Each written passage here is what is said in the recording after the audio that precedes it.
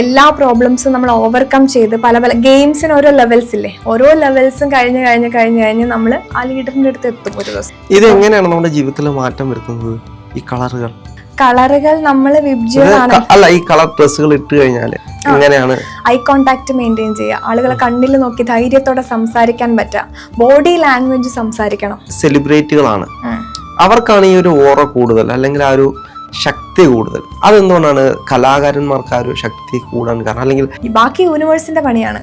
ബാക്കി യൂണിവേഴ്സ് ആ റെസ്പെക്ട് നമ്മളെടുത്ത് കൊണ്ടുവന്ന് തരും ആളുകളിലൂടെ.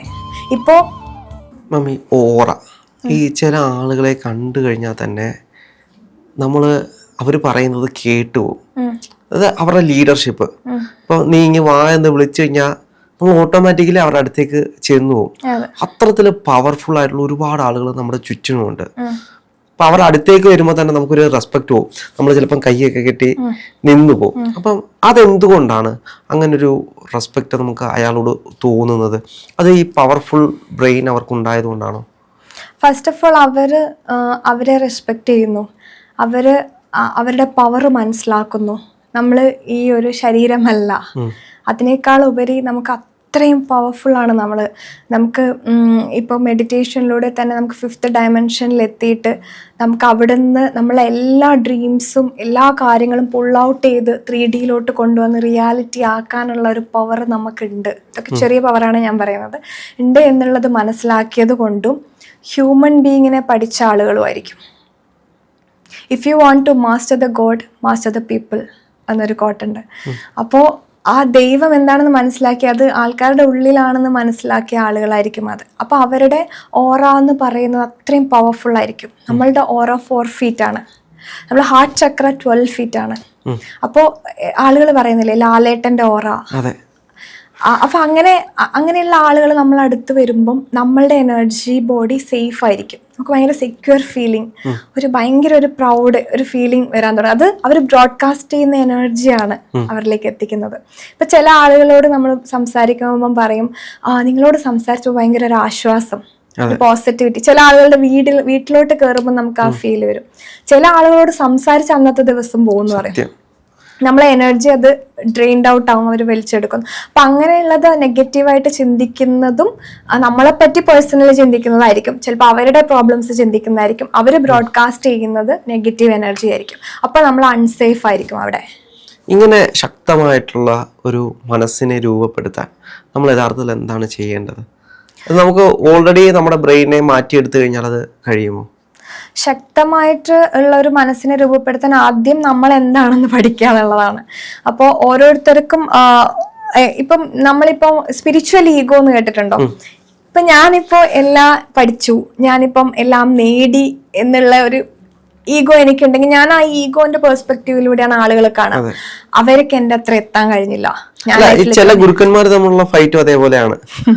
നീയൊന്നും ആയിട്ടില്ല, ഞാൻ അതിന്റെ മേളിൽ ഇരിക്കുവാണ്. ആ ഒരു ഈഗോ പലപ്പോഴും പല ഗുരുക്കന്മാർക്കും ഉണ്ട്. ഇവര് പറയും ഞങ്ങൾക്ക് ഒന്നും ഈഗോ ഒന്നും ഇല്ല, പണത്തിനോട് ഒരു വിഷയവും ഇല്ല. പക്ഷെ അതിനൊക്കെ അപ്പുറത്തേക്ക് ലെവൽ ചെല്ലുമ്പോ ഞാൻ നിന്നേക്കാൾ ഉയർത്തി നിൽക്കുകയാണ്, ആ ഒരു തോന്നൽ വേണം, അങ്ങനെ പറയും. അതായത് നമ്മളിപ്പം ആ ഒരു സ്പിരിച്വൽ ഈഗോയിലൂടെ നമ്മൾ ഒരാളെ നോക്കി ശരിക്കും കാണരുതെന്നാണ് ഞാൻ പറയാറ്. കാരണം ഇപ്പൊ ഒരു റോഡ് നമ്മൾ വരക്കുകയാണെങ്കിൽ ചിലപ്പം ആ സ്പിരിച്വൽ ലീഡർ ഇവിടെ ആയിരിക്കും, ശിഷ്യന്മാർ ഇവിടെ ആയിരിക്കും, നാളെ അവരിവിടെ എത്തും. ലീഡർ കുറച്ച് മുന്നേ നടന്നേ ഉള്ളൂ, ശിഷ്യന്മാർ അവിടെ എത്തും. അവർക്ക് ടൈം കൊടുക്കണം. നമ്മൾ എവിടെ എത്തി, നമ്മൾ ആദ്യം എല്ലാം പഠിച്ചു, അങ്ങനെയല്ല. അവർക്ക് ടൈം കൊടുക്കുക. എല്ലാവർക്കും എല്ലാ സോളും ഇവിടെ അപ്ഡേഷന് വേണ്ടി വന്നതാ. പല കല്ലും മുള്ളും ഇതൊക്കെ ചവിട്ടി എല്ലാ പ്രോബ്ലംസും നമ്മൾ ഓവർകം ചെയ്ത് പല പല ഗെയിംസിന് ഓരോ ലെവൽസ് ഇല്ലേ, ഓരോ ലെവൽസും കഴിഞ്ഞ് നമ്മൾ ആ ലീഡറിന്റെ അടുത്ത് എത്തും ഒരു ദിവസം. ഇതിന് വേറെ എന്തെങ്കിലും കാരണമുണ്ടോ? അതായത് ഡ്രസ്സിങ്ങോ അങ്ങനെ എന്തെങ്കിലും കാരണങ്ങൾ ഇതിനകത്തുണ്ടോ? ഡ്രസ്സിങ്ങോ?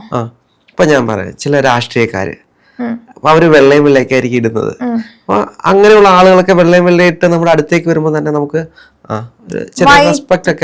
വൈറ്റ് കളറിന് നമ്മൾ ഓറ സ്ട്രോങ് ആക്കാനുള്ള കഴിവുണ്ട്, ഓറയുടെ പവർ കൂട്ടാനുള്ള കഴിവുണ്ട് വൈറ്റ് കളറിന്. അതുപോലെ നമ്മളെ ചക്രാസ്, ഒരു റൂട്ട് ചക്ര തൊട്ട് സഹസ്രാര വരെയുള്ള കളേഴ്സിന് അതിൻ്റെതായ അത് എനിക്ക് എൻ്റെ കളക്ഷനിൽ ഞാൻ എല്ലാ കളേഴ്സും വാങ്ങിക്കാറുണ്ട്. പണ്ട് ഞാൻ ബ്ലാക്ക് കളർ, വൈറ്റ് യൂസ് ചെയ്യില്ല, ബ്ലാക്ക്, ബ്ലൂ അങ്ങനത്തെ കളറായിരുന്നു, ആഷ് കളർ, കംപ്ലീറ്റ് ഒരു മസ്കുലിൻ എനർജി, യാങ് എനർജി കളറായിരുന്നു ഞാൻ യൂസ് ചെയ്യുക. അപ്പം ഇതിനെപ്പറ്റി കൂടുതൽ പഠിച്ചപ്പോൾ ഞാൻ എല്ലാ കളേഴ്സും യൂസ് ചെയ്യാൻ തുടങ്ങി. അതായത് റൂട്ട് ചക്ര റെഡ് ആണ്, സാക്രൽ ഓറഞ്ച് ആണ്, സോളാർ പ്ലെക്സസ് യെല്ലോ ആണ്, ഹാർട്ട് ചക്ര ഗ്രീൻ ആണ്, ത്രോട്ട് ബ്ലൂ ആണ്, ഇൻഡിഗോ, പിന്നെ പർപ്പിൾ, തേർഡ് ഐ സഹസ്രാര, ക്രൗൺ ചക്ര. അപ്പം ഇതൊക്കെ ഞാൻ വാങ്ങിച്ചു വെക്കാറുണ്ട്. അപ്പം എൻ്റെ ഒരു വിശ്വാസമാണ്, ഇതൊക്കെ നമ്മളെ വിശ്വാസം പോലെയാണ്. ഇത് എങ്ങനെയാണ് നമ്മുടെ ജീവിതത്തിൽ മാറ്റം വരുത്തുന്നത് ഈ കളറുകൾ? കളറുകൾ നമ്മൾ വിബ്ജിയാണ്, അല്ല ഈ കളർ ഡ്രസ്സുകൾ ഇട്ട് കഴിഞ്ഞാല് എങ്ങനെയാണ് അത് ഞാൻ വിശ്വസിക്കുന്നത് ഈ പിന്നെ ഒരു കളർ ഡ്രസ്, റൂട്ട് ചക്രയുടെ ഡ്രസ്സ് ഇടുമ്പോഴത്തേക്ക് ഞാൻ കുറച്ച് ഫീലിംഗ് സെക്യൂർ, കോൺഫിഡന്റ്. നമ്മൾ എർത്തുമായിട്ട് കണക്ട് ചെയ്യുന്ന ഈ റൂട്ട് ചക്ര എന്ന് പറയുന്നത് എർത്താണ്, എർത്തുമായിട്ട് കണക്റ്റഡ് ആണ്. അപ്പം കുറച്ചും കൂടെ ഞാൻ ഫീലിംഗ് റൂട്ടഡ് ആൻഡ് ഗ്രൗണ്ടഡ് എന്നുള്ളൊരു ഫീല് ഞാൻ കൊടുക്കും. ഇത് എൻ്റെ മാത്രം ഇതാണ്. അപ്പോൾ അങ്ങനെ ഓരോ ചക്രക്കും ഞാൻ ഓരോ ഇത് പേഴ്സണലി കൊടുക്കാറുണ്ട്. ഇപ്പൊ നമ്മളൊരു മീറ്റിങ്ങിന് പോവുകയാണ്, അപ്പൊ ആ മീറ്റിങ്ങിൽ എന്തെങ്കിലും വലിയൊരു പ്രൊജക്റ്റ് ആയിരിക്കും, അത് നമുക്ക് നേടിയെടുക്കാൻ വേണ്ടിയിട്ടായിരിക്കും നമ്മൾ പോകുന്നത്. അപ്പൊ അങ്ങനെയൊക്കെ പോകുന്ന അവസരങ്ങളിൽ അത് നമുക്ക് നേടിയെടുക്കാൻ അങ്ങനെ എന്തെങ്കിലും കളർ പാറ്റേണുകൾ വല്ലതും ഉണ്ടോ? ഇല്ല. ആദ്യം നമ്മൾ ഇമോഷണലി സ്ട്രോങ് ആവുക എന്നുള്ളതാണ്. ഇതൊക്കെ സെക്കൻഡറി ആണ്. നമ്മൾ ആദ്യം മൈൻഡിനെ റെഡിയാക്കുക, ആദ്യം കോൺഫിഡൻസ് ഉണ്ടാക്കുക എന്നുള്ളതാണ്. ഒരു മീറ്റിങ്ങിൽ പോകുമ്പോൾ ആളുകൾ ആദ്യം ശ്രദ്ധിക്കേണ്ടത് ഐ കോൺടാക്ട് മെയിൻറ്റെയിൻ ചെയ്യുക, ആളുകളെ കണ്ണിൽ നോക്കി ധൈര്യത്തോടെ സംസാരിക്കാൻ പറ്റുക, ബോഡി ലാംഗ്വേജ് സംസാരിക്കണം. ഡ്രസ്സിങ് ഇമ്പോർട്ടൻ്റ് ആണ്. നമ്മൾ എക്സിക്യൂട്ടീവ് ഫോർമൽ ഡ്രസ്സ് ഇടണം. ആളുകൾ കണ്ടു കഴിഞ്ഞപ്പം നമ്മൾ വലിയ വലിയ മീറ്റിങ്ങിന് പോകുമ്പോൾ ആളുകൾ ഏത് ഷൂ ആണ് ഇട്ടിരിക്കുന്നത്, ഏത് വാച്ചാണ് ഇട്ടിരിക്കുന്നത്, ഫോൺ ഏതാണ്, അപ്പൊ അതൊക്കെയാണ് നോക്കുന്നത്. അതൊക്കെ വേറെ ഒരു സൈഡാണ്. പക്ഷെ നമ്മൾ ആദ്യം നമ്മളെ കോൺഫിഡൻ്റ് ആക്കുക, സംസാരത്തിൽ ആ ഒരു പവർ കാണിക്കുക, കണ്ണിൽ നോക്കി സംസാരിക്കുക, മാക്സിമം ഫുൾ സ്റ്റോപ്പ് ഇല്ലാതെ കോൺഫിഡന്റ് ആയിട്ട് കാര്യങ്ങൾ ധൈര്യത്തോടെ പറയുക. ഇതൊക്കെയാണ് ഒരു മീറ്റിങ്ങിന് അത്യാവശ്യമായിട്ട് വേണ്ടത്. പക്ഷേ ചില ആളുകൾ സിമ്പിൾ ആയിട്ട് വന്നു കഴിഞ്ഞാലും അത്രത്തോളം പവർഫുൾ ആയിരിക്കും. ചില ആളുകൾ വേർഡ്സിൽ പവർഫുൾ ആയിരിക്കും, അവരുടെ ബോഡി ലാംഗ്വേജിൽ പവർഫുൾ ആയിരിക്കും. ശരിയാണ്. നമ്മൾ കൂടുതൽ എടുത്ത് നോക്കിക്കഴിഞ്ഞാല് സെലിബ്രിറ്റികളാണ്, അവർക്കാണ് ഈ ഒരു ഓറ കൂടുതൽ, അല്ലെങ്കിൽ ആ ഒരു ശക്തി കൂടുതൽ. അതെന്തുകൊണ്ടാണ് കലാകാരന്മാർക്ക് ആ ഒരു ശക്തി കൂടാൻ കാരണം, അല്ലെങ്കിൽ രാഷ്ട്രീയക്കാർ?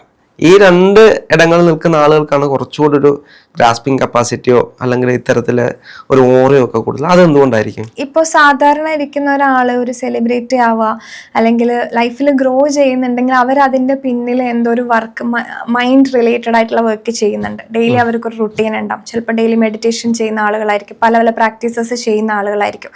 നമ്മൾ ഈ കാണുമ്പം അവർക്ക് കിട്ടിയ റിസൾട്ട് മാത്രമേ നമ്മൾ കാണുന്നുള്ളൂ. പക്ഷെ അതിന്റെ പിന്നിൽ അവർ ഇതുപോലുള്ള വർക്ക് ചെയ്യുന്നുണ്ടാവും. കാരണം അല്ലാതെ ഈ ലക്ക് അൺലക്ക് അങ്ങനെ ഒരു ഫാക്ടർ ഇല്ല. അവൻ ഭാഗ്യവാനായതുകൊണ്ടാണ് അവൻ ആക്ടർ ആയത്, അങ്ങനെയൊന്നുമല്ല.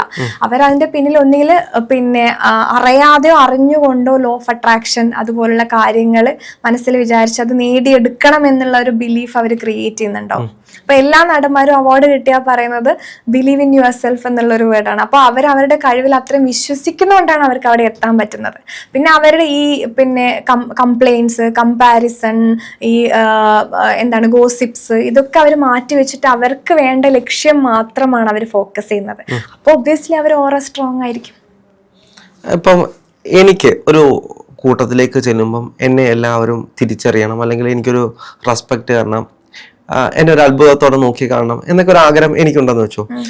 അതിനു വേണ്ടിയിട്ട് ഞാൻ എന്ത് മെഡിറ്റേഷൻ ആണ് ചെയ്യേണ്ടത്, അല്ലെങ്കിൽ എങ്ങനെയാണ് എന്നെ രൂപപ്പെടുത്തേണ്ടത്? അങ്ങനെ ഒരാൾക്കും നമ്മളെ ഇഷ്ടപ്പെടണം, നമ്മളെ റെസ്പെക്ട്, നമുക്ക് അങ്ങനെ പിടിച്ചു വാങ്ങാൻ പറ്റില്ല റെസ്പെക്റ്റ് ഒന്നും. അത് നമ്മൾ റെഡിയാക്കുക എന്നുള്ളതാണ്. ഞാൻ പറഞ്ഞത് നമ്മൾ ഇലക്ട്രോ മാഗ്നറ്റിക് ഫീൽഡ് റെഡിയാക്കുക, നമ്മൾ ഓറ ക്ലെൻസ് ചെയ്യുക, നമ്മളിൽ വർക്ക് ചെയ്യുക എന്നുള്ളതാണ്. അതായത് 100% മീ, 0% them. എന്നെ ആദ്യം ശരിയാക്കൂ. നമ്മൾ ഒരാളെ ചൂണ്ടുമ്പോൾ ബാക്കി എല്ലാ വിരലും നമ്മളിലേക്കാണ്. അപ്പം എനിക്ക് സെൽഫ് റെസ്പെക്റ്റ് ഉണ്ടോ, എനിക്ക് സെൽഫ് എസ്റ്റീം ഉണ്ടോ, ഞാൻ എന്നിൽ വിശ്വസിക്കുന്നുണ്ടോ, ഞാൻ എൻ്റെ ഫ്യൂച്ചറിനെ പറ്റി ഗോൾ സെറ്റ് ചെയ്യുന്നുണ്ടോ, എനിക്ക് എവിടെ എത്തണം എന്നുള്ള ക്ലിയർ പിക്ചർ എനിക്കുണ്ടോ, ഞാൻ എൻ്റെ കാര്യം നോക്കുക, എന്നിൽ വർക്ക് ചെയ്യുക. ബാക്കി യൂണിവേഴ്സിന്റെ പണിയാണ്.